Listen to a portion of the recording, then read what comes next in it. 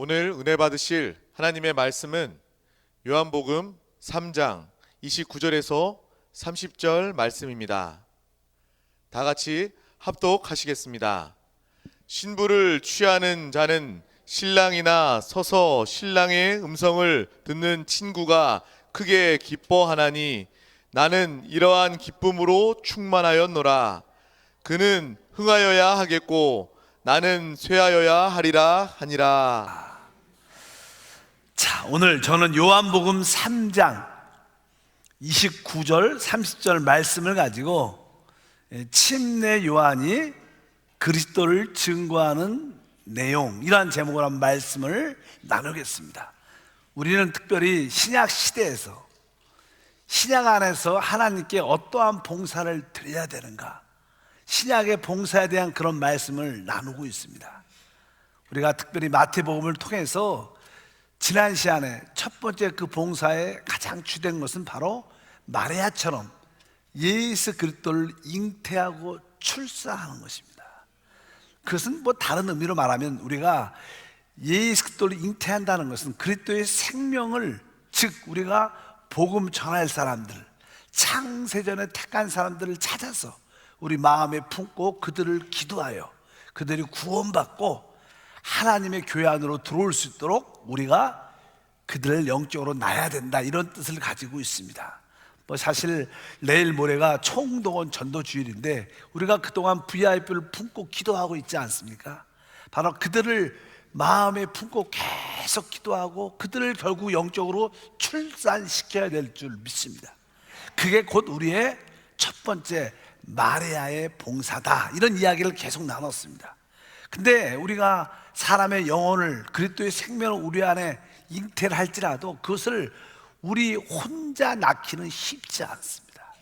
그래서 마리아에게 요셉이란 동역자가 있어서 마리아를 이끌어 주기도 하고 또 인도해 주기도, 보호하기도 했습니다. 그래서 우리에게는 또 하나의 봉사가 있는데 그 봉사가 바로 요셉처럼 바로 그리스도를 잉태한 사람들을 같이 도와서 그들이 구원받을 수 있도록 하나님의 교회 생활할 수 있도록 이끌어주는 동역의 봉사도 바로 신약의 봉사다.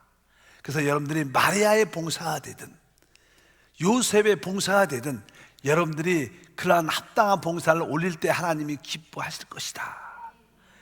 결국 우리는 이제 세 번째 봉사는 바로 우리가 침례 요한에 대한 말씀을 지난번에 나누었습니다.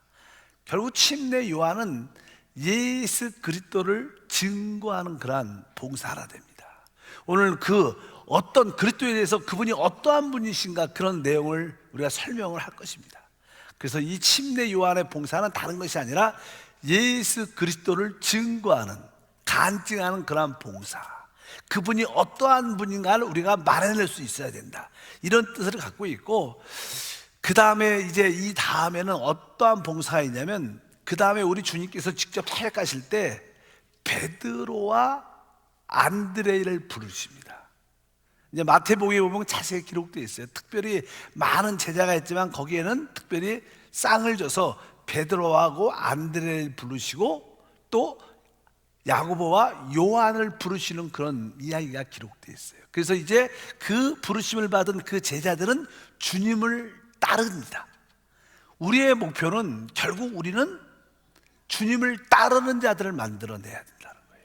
제가 보니까 여러분 모두가 이 금요 찬양 예배 오시는 모든 분들은 영적으로 다 이렇게 이미 출생했습니다.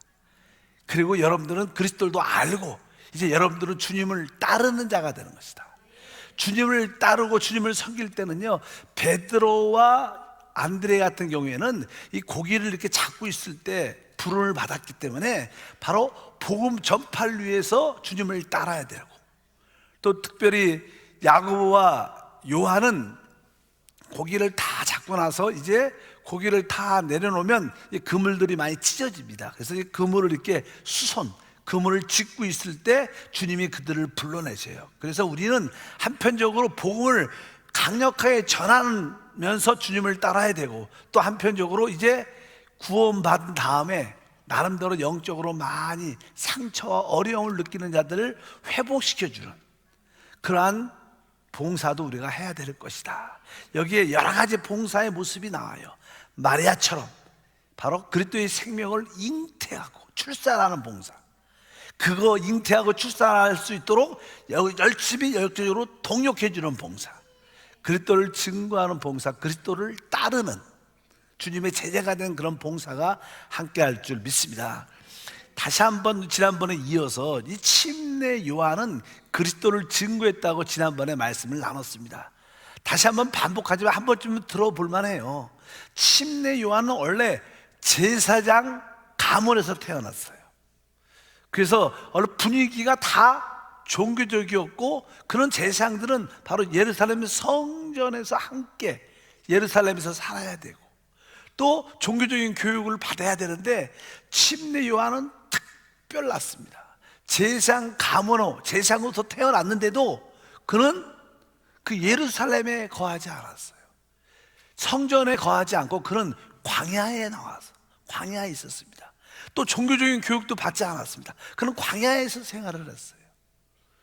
우리가 그걸 보면서 진짜 우리가 그리스도를 증거하는 사람이 되려면 종교와 문화를 벗어날 수 있어야 된다는 거예요.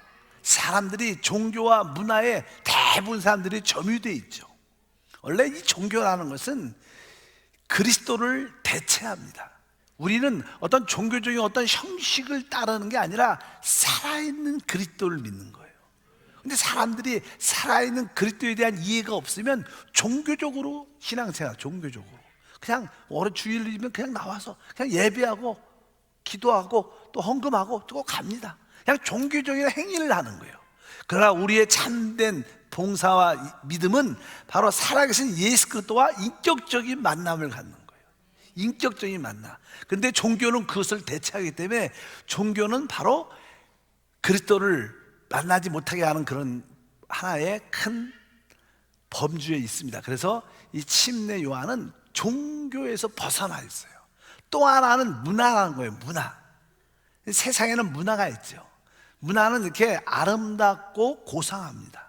그래서 많은 사람들은 어떤 나름대로 그 문화의 교양, 그러한 아름답고 고상한 그런 것을 즐겨합니다.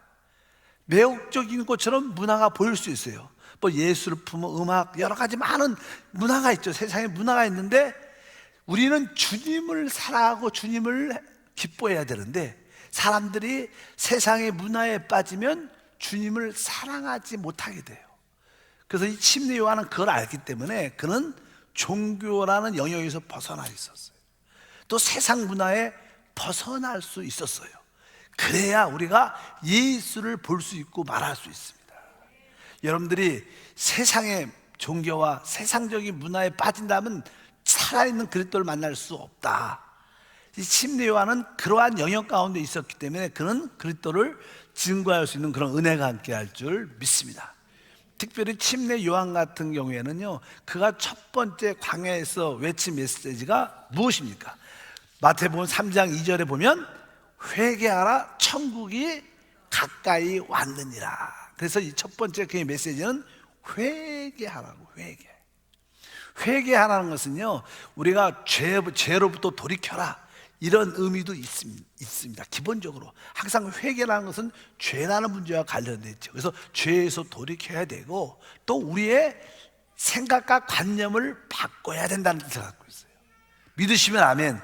여러분들이 진정으로 살아있는 그리스도를 또 천국을 체험하려면 여러분들은 죄에서 돌이켜야 되고 또 한편적으로 우리의 생각과 관념이 바뀌어야 된다는 것을 분명히 알아야 됩니다. 보통 일반적으로 사람들은 회개하면 죄에서 돌이키는 것, 이런 의미를 갖죠. 또 일반적으로 사람들은 회개하면 어떤 도덕적으로 잘못된 거에서 벗어나는 것, 돌이켜야 된다, 이런 생각. 도덕적이라는 단어에 되게 익숙해 있습니다. 회개하면 죄와 도덕적인 잘못에서 벗어나야 된다, 잘못된 것에서 돌이켜야 된다.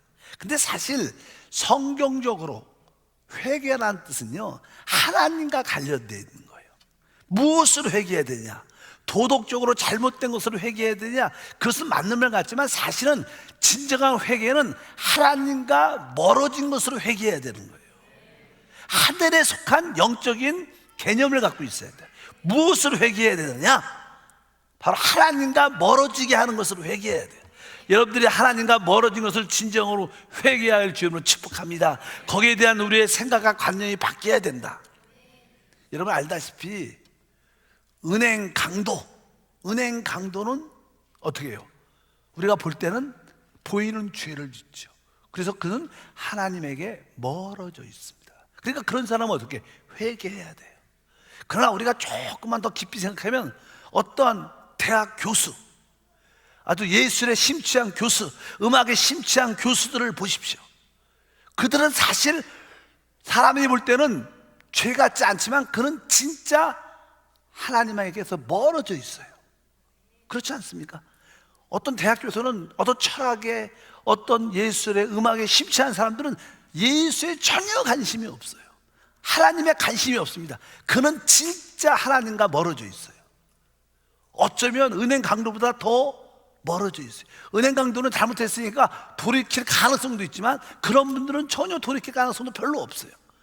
우리가 회개라는 것은 도덕적인 관념의 회개를 넘어서야 돼요. 하나님과 관련된 회개를 의미합니다. 여러분들이 하나님과 멀어져 있었던 이유를 회개하셔야 돼요. 내가 왜 하나님과 멀어져 있는가? 그것을 분명히 알아야 될 줄 믿습니다. 그래서 이 침례 요한의 첫 번째 메시지는 뭐예요? 회개하라. 옆 사람과 한번 인사할까요? 회개하라. 네. 무엇을 회개해? 하나님과 멀어지는 원인을 회개해야 돼. 나는 무엇이, 나에게 무엇이 하나님과 멀어지게 하는가? 그 생각을, 관념을 바꾸시길 축복합니다. 그리고 나서 두 번째는 이제는 말을 하죠. 바로 천국이 가까이 왔다. 그래서 지난 시간에 천국이란 것은 보통 뭐예요? 하늘 왕국, 이런 뜻이 하늘 왕국. 그러니까 하늘의 통치. 뭐 나라니까, 천국이니까 또 우리 대한민국이니까 대한민국의 정부의 통치를 받는 것처럼 천국은 하늘의 통치가 어디? 우리 안에 있어야 된다. 하늘의 통치, 하늘의 다스림, 하늘의 통치의 왕은 예수님이시죠. 성령이시죠. 우리는 우리 내적으로 뭐요? 하늘의 통치를 받아야지 천국이에요. 천국은 바로 우리 심령이 오는 겁니다. 내 안에 하늘의 통치가 있다면 바로 내 심령이 천국이 되고, 여러분 가정에 하늘의 통치가 있으면 여러분 가정이 행복한 천국이 되는 거예요. 우리 교회에 하늘의 통치가 있다면 이 교회가 행복한 거예요. 자유롭고 행복하고 기쁜 겁니다. 바로 우리 대한민국에 하나님의 통치가 있다면 이 나라가 진짜 좋은 거죠. 근데 우리나라 그렇지 않죠. 분명히 알아야 됩니다. 천국이라는 것은 바로 내가 하늘의 통치를 받는 것이구나. 근데 사실 사람들은 통치하는 거 싫어합니다. 대부분 사람들은 이게 거역적이죠. 남들한테 지배받는 걸 싫어하고 그것을 부끄럽게 생각합니다. 젊은이들은 대부분 거역적이죠. 우리 자녀들도 이제 사춘기가 딱 되면 그때부터 그냥 거역성이 나타나. 부모님한테 애들의 태도가 변화가 달라져. 전에는 이게 불만이 별로 없었는데 어느 순간부터 말이 많아지고 그냥 말만 나오면 그냥 눈빛도 달라지고 말투도 달라지고. 왜? 이제 거역성이 나타나. 통치. 나는 내 스스로 다스린다는 거야. 부모님의 통치를 타는 거야. 그게 사실 이것은 타락의 하나의 모습들이죠. 이 젊은이들은 대부분 남들에게 어떤 통치와 다스림을 실제로 싫어합니다. 그런데 진정한 축복은요, 우리 안에 사람의 통치가 아니라 하늘의 통치에 속한 역사가 함께할 줄 믿습니다. 우리가 어떤 일을 해야 되는가, 어떤 일을 하지 말아야 되는가, 그것은 어떤 일적인 개념이 아닙니다. 내 안에 하늘의 통치가 있어서 그 통치에 의해 그것이 해야 되는지 안 해야 되는지 그렇게 판단을 하는 여러분 되길 주의 이름으로 축복합니다. 그래서 우리는 천국 하늘의 통치 가운데 있어야 된다. 이런 내용을 여러분들이 깨닫길 주의 이름으로 축복합니다. 가정에서도 왜 이렇게 부부싸움이 많느냐? 왜? 남편이 하늘의 통치가 없는 거예요. 아내도 하나님의 하늘의 통치가 그 안에 없으니까 부딪힐 수밖에 없는 거예요. 뭐 서로 성격이 안 맞다, 뭐 이렇게 뭐가 안 좋다, 이런 문제가 아니에요. 무슨 문제냐? 바로 남편도 하늘에 통치가 없고 아내도 하늘에 통치가 없고 자녀도 하늘에 통치가 없으니까, 다스림이 없으니까 시끄럽고 어려운 거예요. 모든 것이 천국, 하늘의 통치와 다스림이 우리 안에 있어야 된다. 그래서 아까 오늘 이렇게 간단하게 그냥 지난번에 말씀드렸던 내용을 하죠. 우리는 바로 종교와 바로 문화에서 벗어나 주님께로 돌이켜야 돼요. 종교와 문화를 벗어나 주님께로 돌이켜야 되고, 우리의 생각과 관념은 바뀌어야 돼요. 바뀌어야 될 줄 믿습니다. 그리고 우리 내적으로는 하늘의 통치가 있어야 돼요. 하늘의 통치, 주님이 내 안에서 나를 통치하고 다스리고 있다. 이러한 인식이 있을 때 여러분들은 그리스도를 그때부터 말해낼 수 있어요. 이게 안 되면 그리스도를 증거하기가 쉽지 않죠. 복음을 전하기가 쉽지 않습니다. 침례 요한은 이런 위치에 있었어요. 종교와 문화에서 벗어나 있었어요. 주님께 돌이켜 있었어요. 그의 생각은 진짜 회개가 있었어요. 생각이 바뀌고 관념도 바뀌었어요. 그리고 아까 말씀한 것처럼 그는 내적인 천국의 통치, 다스림 안에, 하늘의 다스림 안에 있었기 때문에 그는 그리스도를 증거하는 그러한 모습을 갖게 된 줄 믿습니다. 우리가 이런 위치에 있도록 늘 기도할 때 우리는 누구를 만나도 예수 그리스도를 증거하는 그런 은혜와 축복이 함께할 줄 믿습니다. 그러면 이 침례 요한은 예수 그리스도를 어떻게 증거했는가?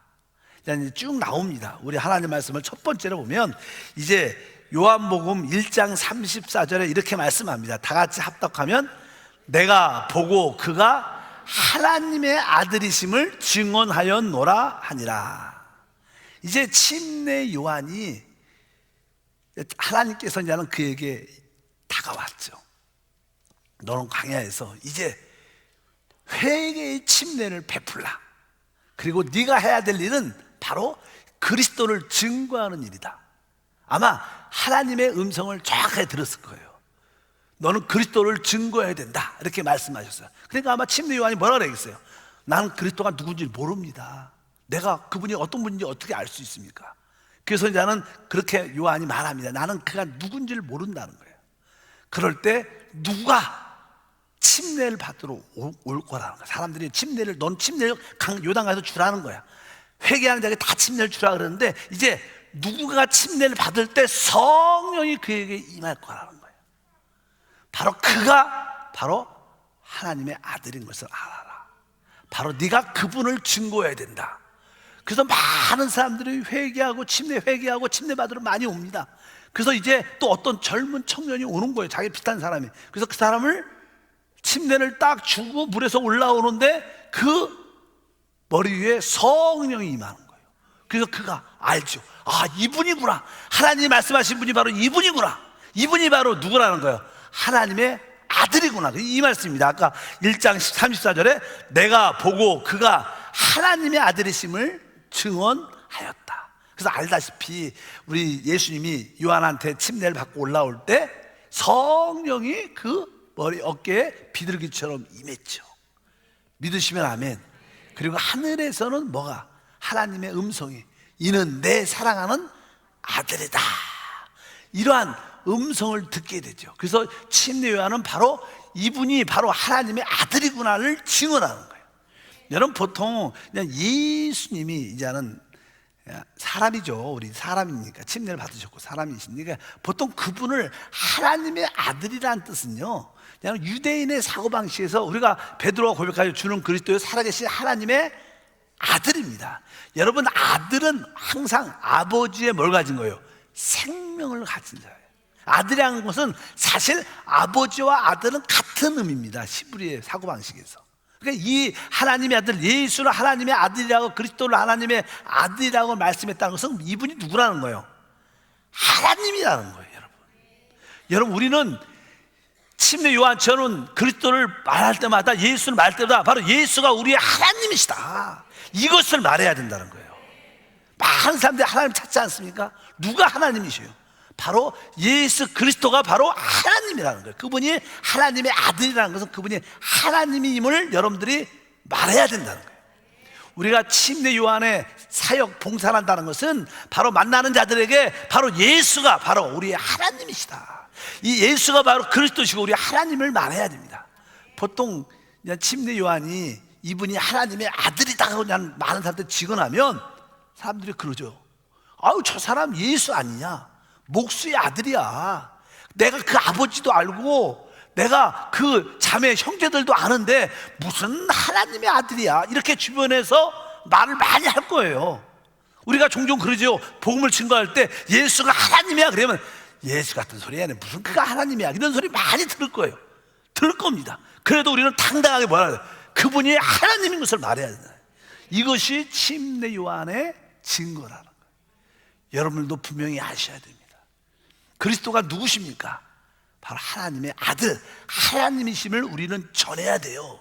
남들한테 핍박과 반대를 얻어도 바로 우리가 믿는 예수가 바로 하나님이시다, 그분이 하늘과 땅과 이 가운데 모든 것을 창조하신 창조주시다, 이렇게 말할 수 있을 때 여러분들은 침례 요한의 예수를 증거하는 그러한 봉사 안에 참여하게 되는 거예요. 그럴 때 하나님의 큰 축복과 은혜가 함께할 줄 믿습니다.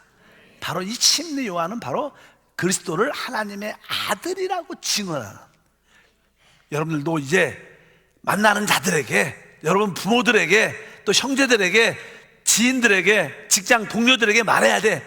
당신 알아? 우리 바로 예수가 하나님이시야. 당신도 이 하나님이 필요할 거야. 예수를 믿으면 구원받아, 이렇게 담대하게 말할 수 있는 은혜가 있기를 축복합니다. 종종 우리가 이런 이야기를 하다가 욕도 먹고 핍박도 받겠지만 그러면 하늘에 상급이 있습니다. 복음을 전할 때 거절도 우리의 뭐라 그래요? 하늘의 상급이다. 그러니까 여러분들이 복음 때문에 거절을 많이 당하면 당할수록 하늘의 상은 쌓인다. 믿으시면 아멘. 그래서 여러분들이 그리스도를 하나님의 아들이라고 증거하는 봉사를 해야 된다. 두 번째로 이 침례 요한은 어떤 증거를 하냐면 이제 1장 29절이죠. 다 같이 읽어보면, 이튿날 요한이 예수께서 자기에게 나아오심을 보고 이르되 보라, 세상 죄를 지고 가는 하나님의 어린 양이다. 우리는 예수 곧 그리스도를 뭐라고 증언해야 돼요? 바로 세상 죄를 지고 가는 그분은 하나님의 어린 양이다, 이렇게 말해야 돼요. 우리는 이런 증거를 많이 하죠. 만나는 사람들이 바로 예수님이 바로 세상 죄를 짊어지신 하나님의 어린 양이다. 우리 모든 인류는 다 죄인입니다. 의인 없나니 한 사람도 없고 모든 사람의 죄를 범했기 때문에 우리는 그 죄의 구속이 필요합니다. 죄사함이 필요합니다. 그러면 죄사함은 바로 피 흘림이 없은즉 죄사함이 없다 그랬어요. 누가 우리를 위해서 피를 흘려 날 대신해서 죽을 수 있는가? 바로 그분이 하나님의 어린 양으로 그 피값으로 우리를 죄에서 구속하신 하나님의 어린 양인 줄 믿습니다. 바로 그분은 하나님의 아들일 뿐만 아니라 바로 그분은 우리의 구속주십니다. 구속주, 우리를 구속하신 우리의 하나님이라고 말씀하는 줄 믿습니다. 그래서 항상 우리가 구속받은 예수의 피에 대한 은혜를 늘 기억하고 있어야 돼요. 바로 여러분 심령 깊은 곳에 예수의 간증이 넘치길 주님으로 축복합니다. 주님은 바로 나의 죄를 짊어지신 하나님의 어린 양, 나의 구속주 하나님이시다. 당신도 주 예수를 믿으면 바로 그 구속주에 의해서 죄사함 받고 영생과 하나님의 축복을 누릴 수 있다고 담대히 말하는 은혜가 있어야 될 줄 믿습니다. 침례 요한은 바로 예수를 향하여 많은 자들에게 봐라, 바로 저분이 바로 세상 죄를 지고 가는 하나님의 어린 양이야, 이렇게 증거했다는 거예요. 이걸 우리가 해야 된다는 거예요. 우리가 여러분들이 그 말을 외치기를 축복합니다. 부끄러워하지 말고 세상 죄를 지고 가는 하나님의 어린 양이시다 한번 할까요? 예수는 세상 죄를 지고 가는 하나님의 어린 양이시다. 막 이렇게 열정적으로 만나는 사람한테 막 붙잡고 막 예수가 세상 죄를 지고 가는 하나님의 어린 양이시다 막 그러면 그 사람이 놀래갖고도 믿습니다. 그런 감동도 받을 수 있는지 여러분들이 부끄러워하지 말고 진짜 그분이 뭐예요? 세상 죄를 지고 가신 하나님의 어린 양이시라. 얼마나 은혜가 됩니까? 침례 요한은 바로 이것을 증거했어요. 또 뒤에 보면 이제는 침례 요한은 어떤 것을 증거하냐면 1장 33절에 이렇게 증거합니다. 나도 그를 알지 못하였으나 나를 보내어 물로 침례를 주라 하신 그이가 나에게 말씀하시되 성령이 내려서 누구에든지 머무는 곳을 보거든 그가 곧 성령으로 침례를 베푼 이신 줄 알라 하셨기에. 그러니까 이 침례 요한은 하나님의 음성을 들을 때 바로 침례를 받는 사람 중에 어떤 사람에게 성령이 임할 때 바로 그가 어떻게 해요? 성령으로 어떤 분이에요? 침례를 주는 분이 베푸시는 거예요. 우리 예수 그리스도가 어떤 분이신가? 그분은 성령으로 침례를 베푸시는 거예요. 아멘. 사실 우리 삼위일체 하나님의 마지막 결정체가 성령이셔요. 에기스. 그러니까 이 성령 안에 삼위일체 하나님, 아버지, 아들, 영이신 하나님의 모든 것이 다 어디 안에 들어있어요? 성령 안에 들어있는 거예요. 보혜사 성령 안에, 우리 내주하는 성령 안에 그분이 에기스예요. 바로 그분은 우리에게 이 성령으로 침례를 주시는 분입니다. 원래 침례라는 뜻이 무슨 뜻이에요? 물에 잠기다는 뜻이, 물에 이렇게 집어넣는 거예요. 그러니까 하나님은 우리 예수 그리스도는 여러분을 어디에? 성령 안에 잠기게 한다는 거예요. 그러니까 우리가 찬양하는데 보혈 안에 잠깁니다. 그리고 또 뭐예요? 성령 안에 잠깁니다. 바로 우리 주님은 우리를 성령 안에 잠그시는 거예요. 성령 안에 깊이 넣으시는 거예요. 그러니까 성령이 우리 위에 있으니까 우리가 뭐예요? 성령 안에 잠기게 되고 성령이 우리 위에 있고 성령 침례를 받은 거예요. 사실 우리가 물로 침례 받을 때 물속에 이렇게 푹 넣잖아요.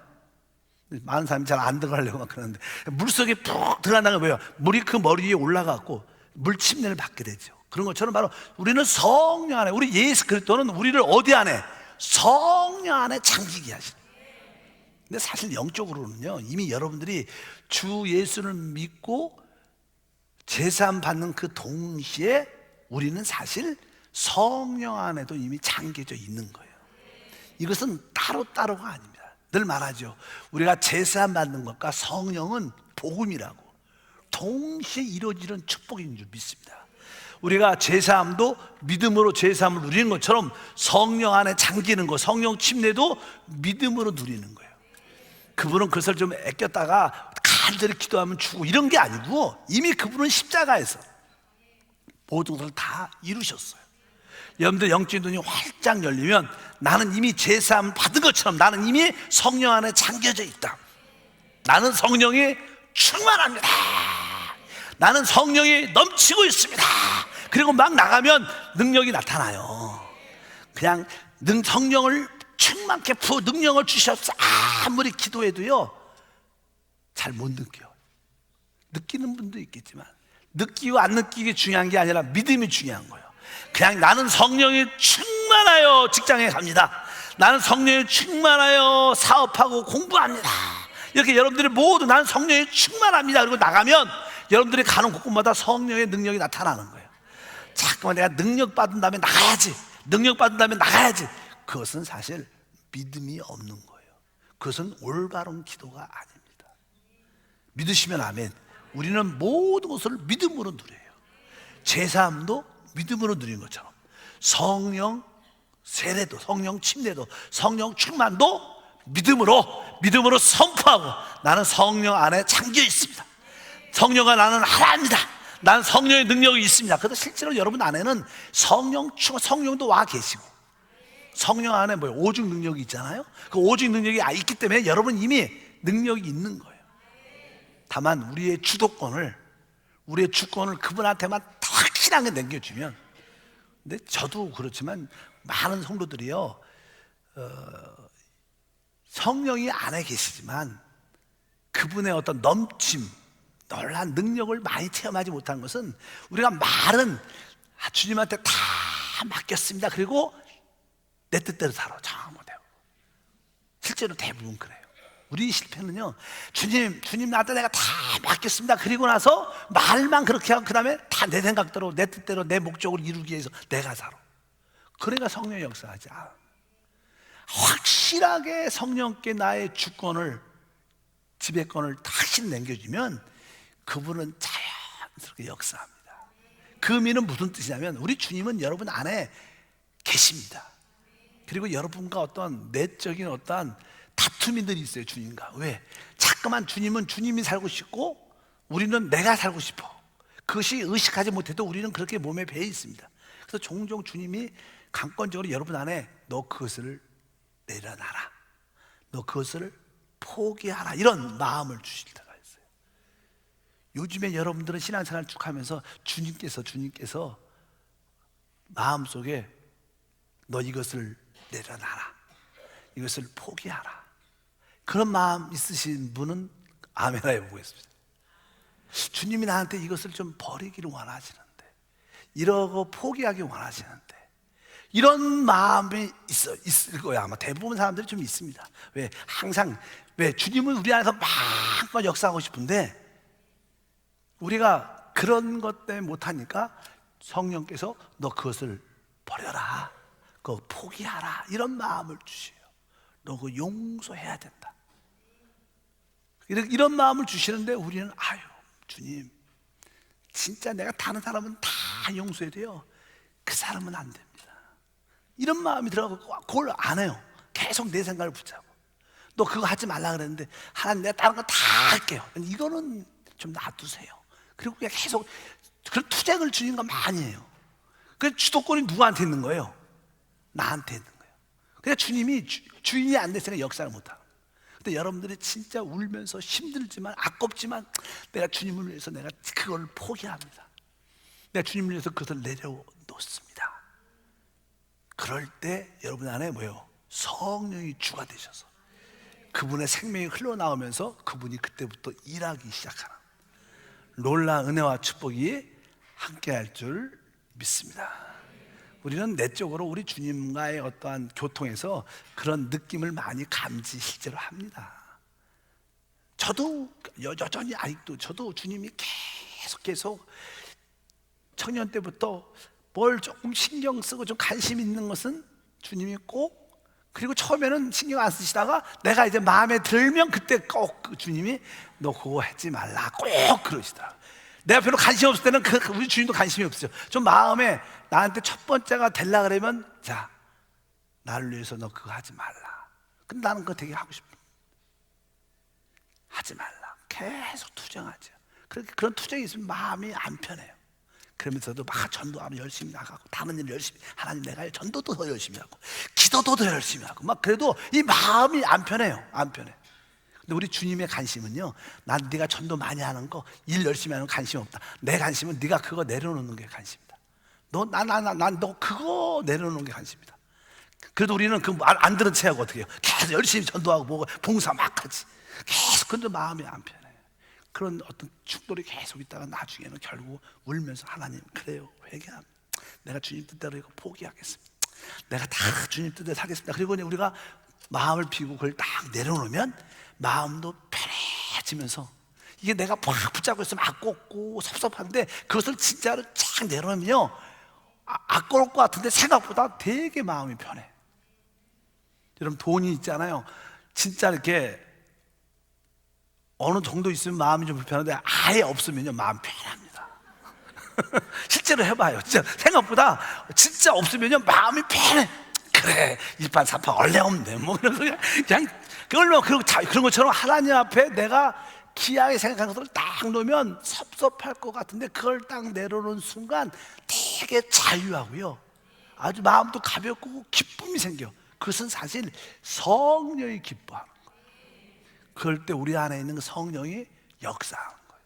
생명으로 흘러나와서 우리가 축복의 통로로 귀하게 사용되는 역사가 함께할 줄 믿습니다.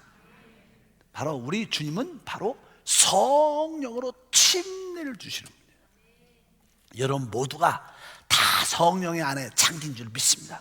성령의 침례를 받은 줄 믿습니다. 나는 성령 안에 잠겨 있습니다. 성령 안에 잠겨 있습니다. 성령을 마시고 호흡합니다. 날마다 그런 고백을 하시길 바랍니다. 여러분들이 또 복음을 증거할 때마다 바로 그리스도를 믿는 자는 성령 안에 잠기게 돼서 하나님의 최고의 능력적인 삶을 살 수 있다, 이렇게 여러분들이 전하는 성도가 되기를 축복합니다.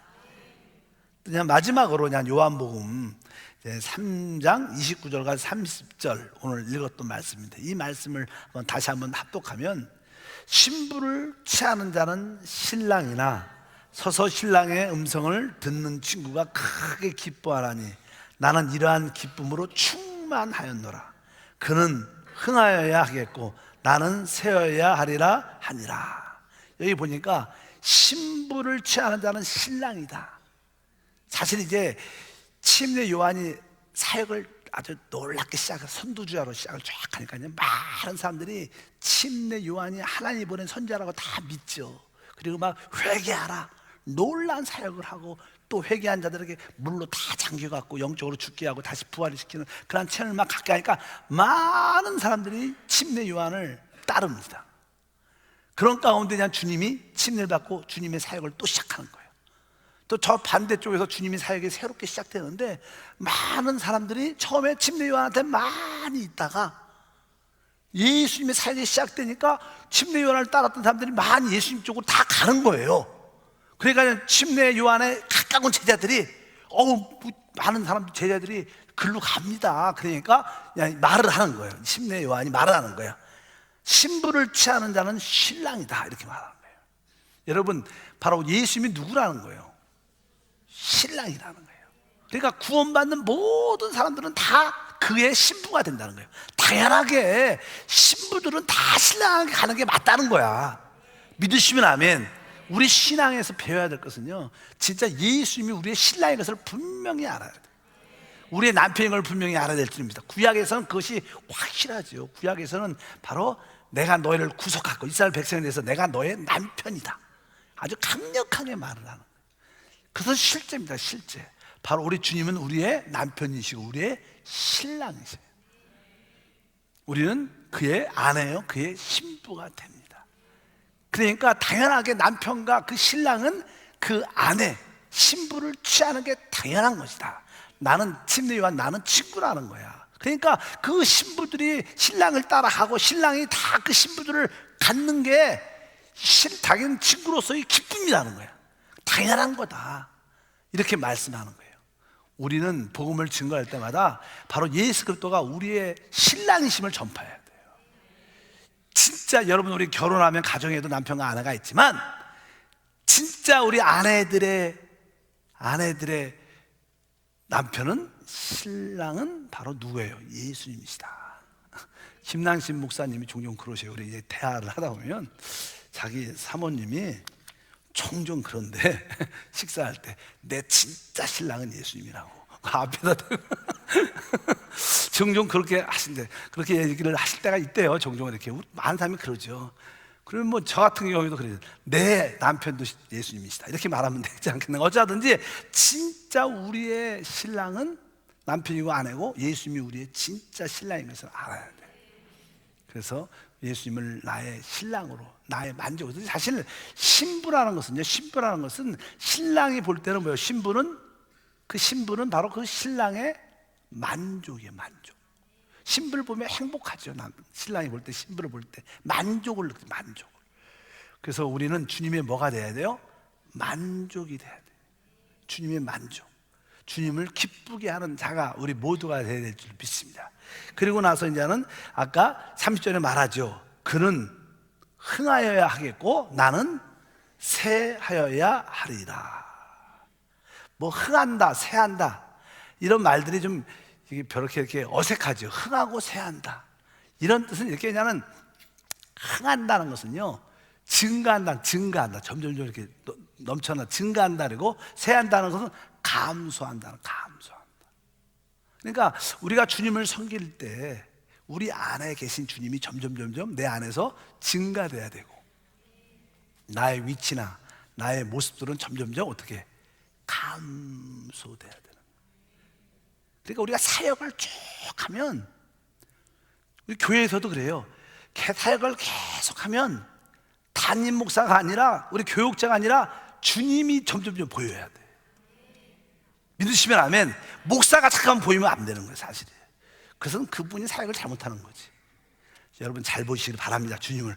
항상 그런 거예요. 그러니까 왜? 우리의 모든 사역과 봉사는 누가? 주님만은 계속 흥해지는 거예요. 그분만 점점점 증가되는 거예요. 우리 안에서부터 교회 안에서 마찬가지 모든 삶 속에서 그분이 계속 증가되는 거예요. 사람은 다 신부입니다. 아내입니다. 주님만이 남편이고 신랑인 줄 믿습니다. 그분만이 흥해야 되는 거예요.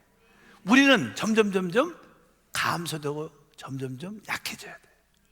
모든 사역도 시간이 지나면 누구만 남아야 돼요? 오직 주 예수만 남아야 돼요.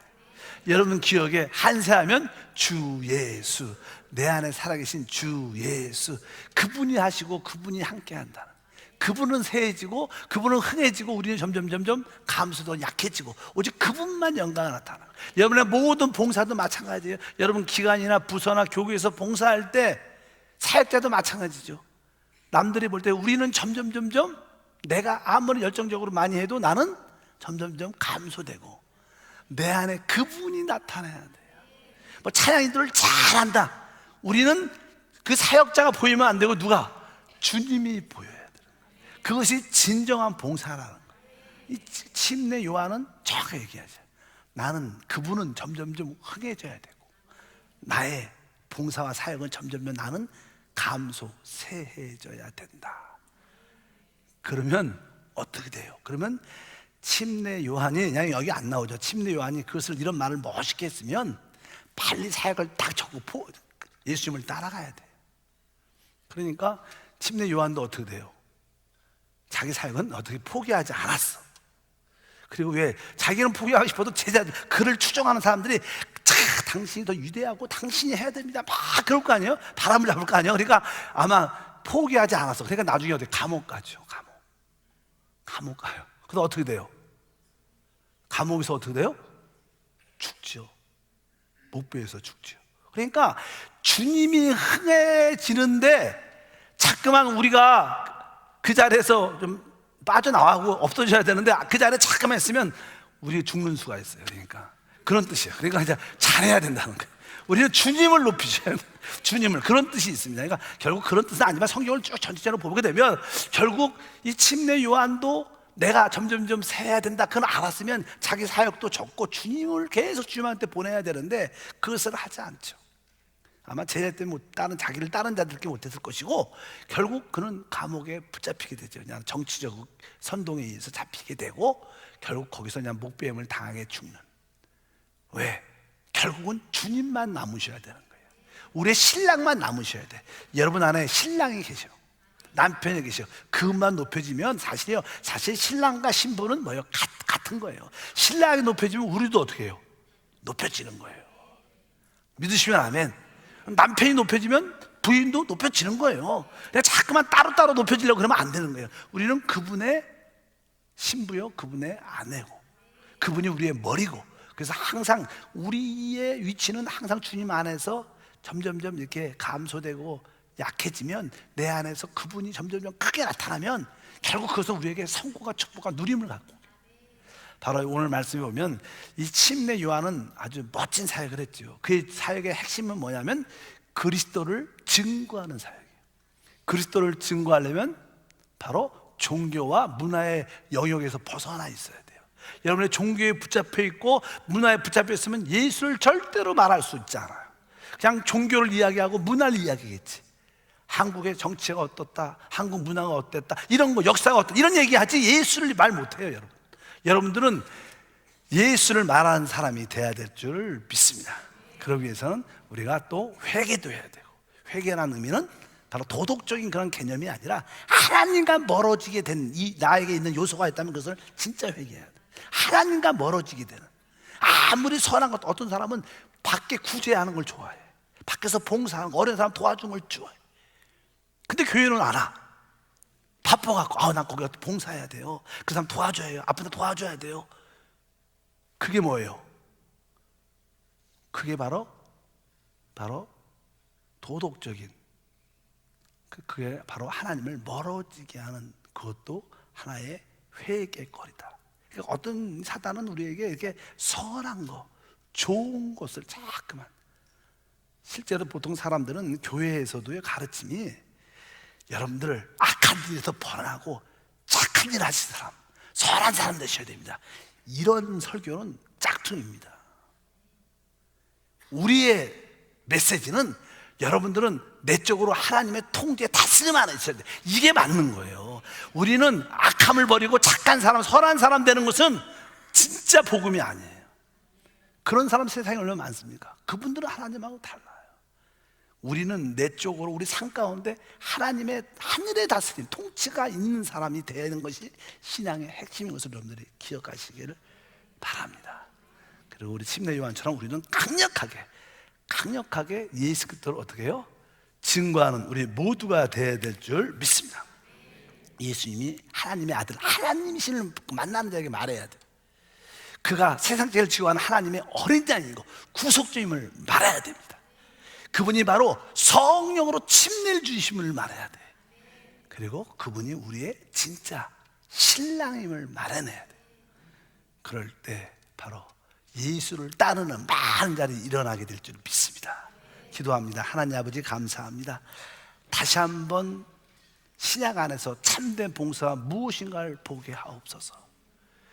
이제 이러한 말씀을 듣고 이제 우리가 베드로와 야고보처럼 요한처럼 안드레처럼 이제 주님을 따르는 봉사, 주님을 따라가는 자들이 될 수 있도록 은혜를 더하여 주옵소서. 주 예수 이름으로 기도함나이다.